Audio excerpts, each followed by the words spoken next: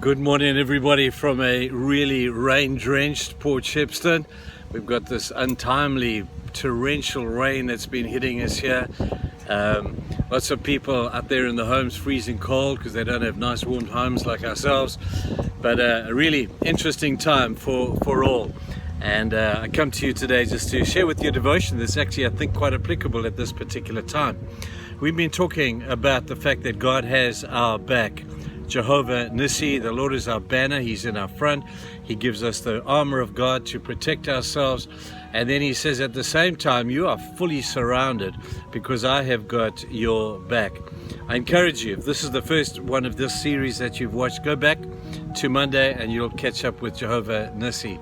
Now, I want to just take it to another level today by talking about the fact that it's beautiful in the Bible how God uses different terminology to describe the church. He talks about the church as being like a family. He talks about the church being like a body. He talks about the church being a household.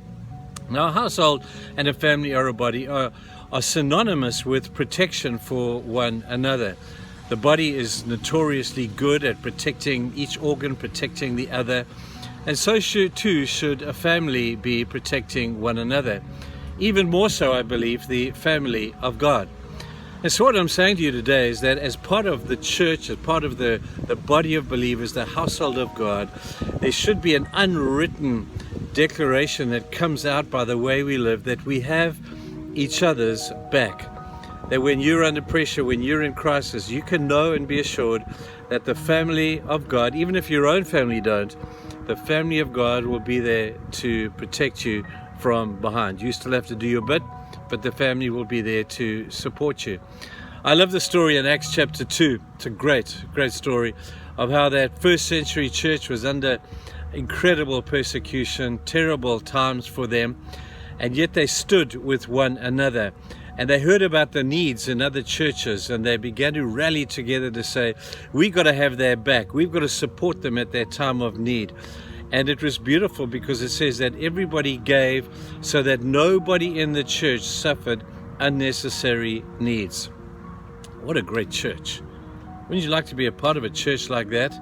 Well, your responsibility is to make the church like that, where we as believers and as the family of God, we protect one another, we support one another, we protect one another's reputations.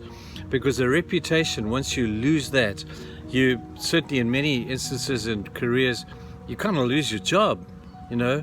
And so we protect one another in so many different ways. Now, Acts chapter 2 is beautiful because they shared with one another physically. They supported one another despite the persecution. And today I'm just so grateful that I have a church like that.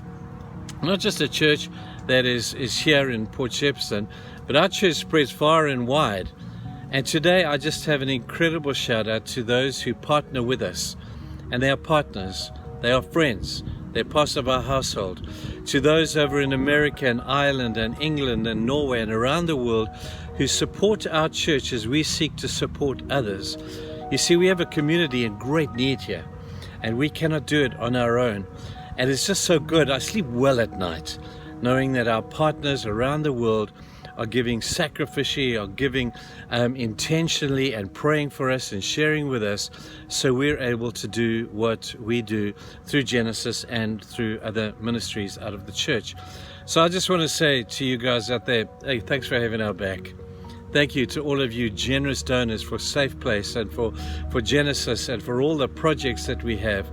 You oaks are totally awesome, and we just want you to know from all of us here, we really appreciate you. Thank you for having our backs. In our own church, I'm grateful for the pastors we have, for the elders that I have, the church council, the ministry leaders, the youth. That we have each other's back. We're not perfect, and we never get it completely right. But man, when it comes to a time of need, I know who's going to be there when we need them.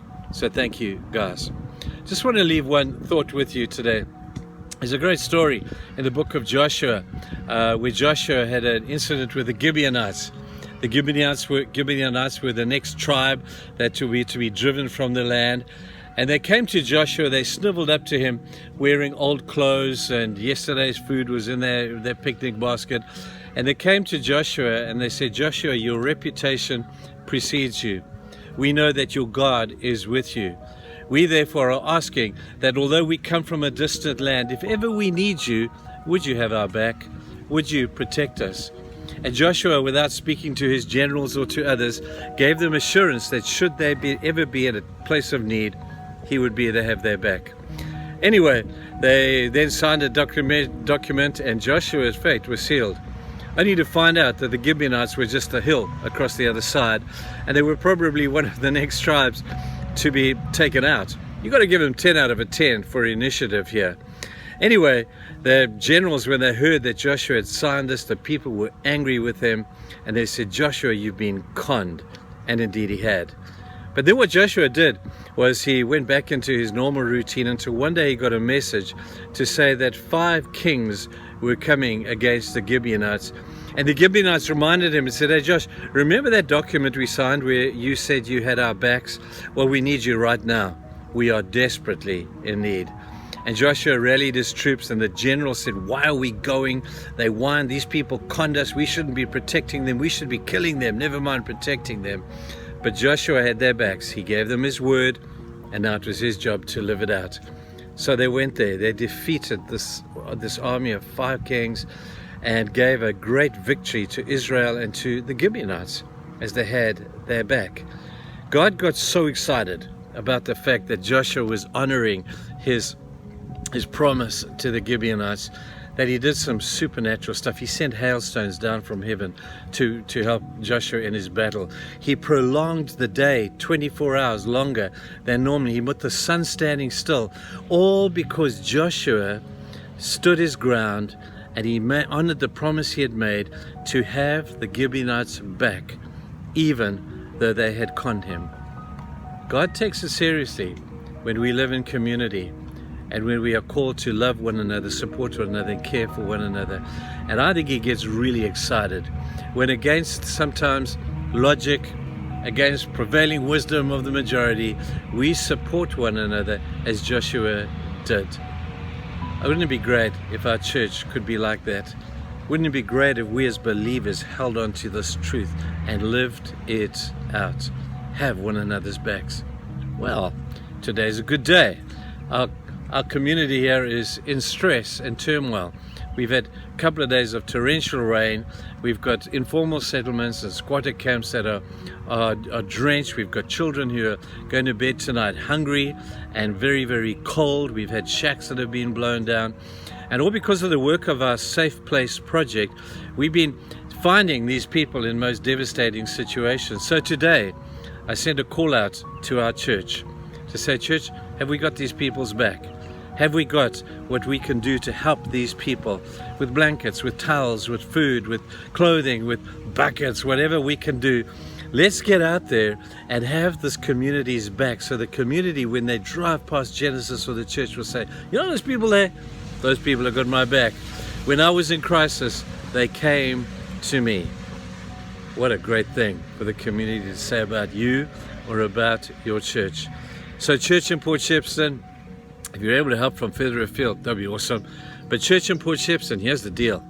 We need to get out there tomorrow, and we need to start giving out blankets and food and all that kind of stuff. And if you're able to help us, the church doors are open, the gate is open. You can bring clothing, blankets, whatever you can to help us as we begin to distribute through our Safe Place houses and through our Safe Place units. We'll make sure that a whole bunch of people get cared for at this particular time. I hope you get this message. I hope you respond to it. We're keeping the door of the church open until Saturday. If you would like to make any donations, then you can drop them off here at the church, and we'll make sure they get to where they need it the most. Guys, thanks for giving me a few extra minutes today. Really appreciate it. Now let's go save the world. Cheers, guys. Bye.